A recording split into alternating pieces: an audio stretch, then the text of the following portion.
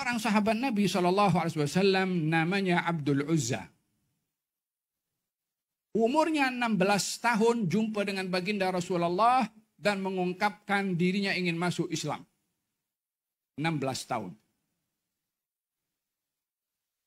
Agaknya ini Dzulbijadain ini belajar di mana umur 16 tahun sudah menawarkan dirinya untuk masuk Islam, beriman kepada Rasulullah. Apa jadi dengan anak remaja kita di usia 16 tahun ini bila dibandingkan 16 tahun umurnya Dzulbijadain?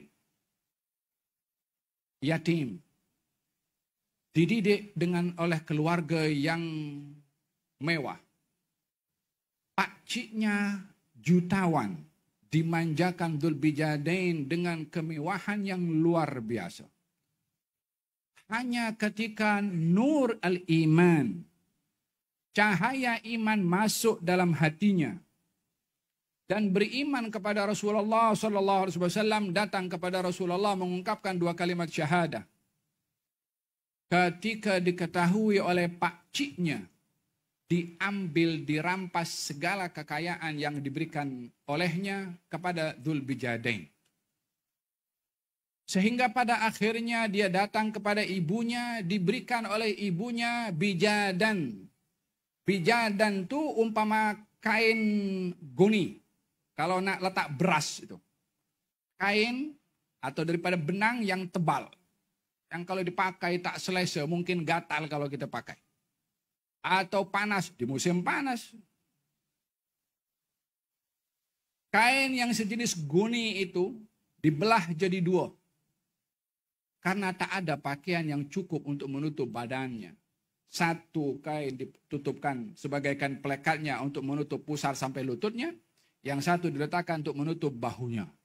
Jumpa dengan baginda Rasulullah SAW.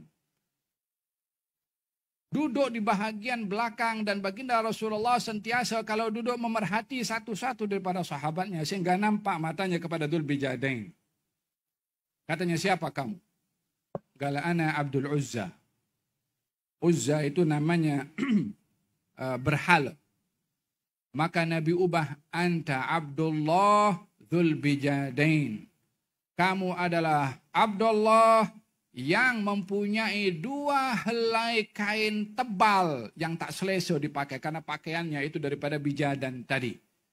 Maka bermula daripada gelaran yang diberi oleh Nabi SAW, kekal namanya, bahkan gelarannya lebih dikenali, lebih masyhur daripada nama sebenarnya, untuk mengingatkan dengan gelaran yang diberikan oleh Nabi Dzulbijadain, supaya kita tahu riwayatnya siapa orang ini yang digelari oleh Nabi dengan gelaran Tuan empunya kain yang tebal yang tak selesa dipakai, yang tak layak nak jadi pakaian pun. Supaya kita tahu kenapa sahabat itu digelari Dzulbijadain, sehingga sejarah mencatat Dzulbijadain. Namanya jarang disebut, digelarannya lebih disebut. Untuk apa? Supaya kita belajar, khususnya anak muda. Khususnya muda-mudi, supaya kita belajar bagaimana anak muda di zaman Nabi SAW.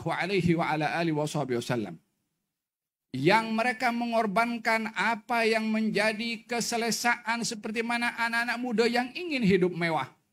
Yang ingin hidup senang. Yang ingin hidup memiliki harta. Tetapi para sahabat Nabi, walaupun mereka menginginkan harta, walaupun mereka juga bekerja mencari rezeki, tapi mereka tidak menjual marwah untuk mendapatkan harta. Mereka tidak menjual prinsip semata-mata untuk mendapatkan kedudukan dan kebendaan. Justru mereka mengorbankan apa yang mereka miliki demi mempertahankan prinsip dan iman tadi, seperti Dzulbijadain. Apa kurangnya kehidupan Dzulbijadain di rumahnya dengan kemewahan yang ada?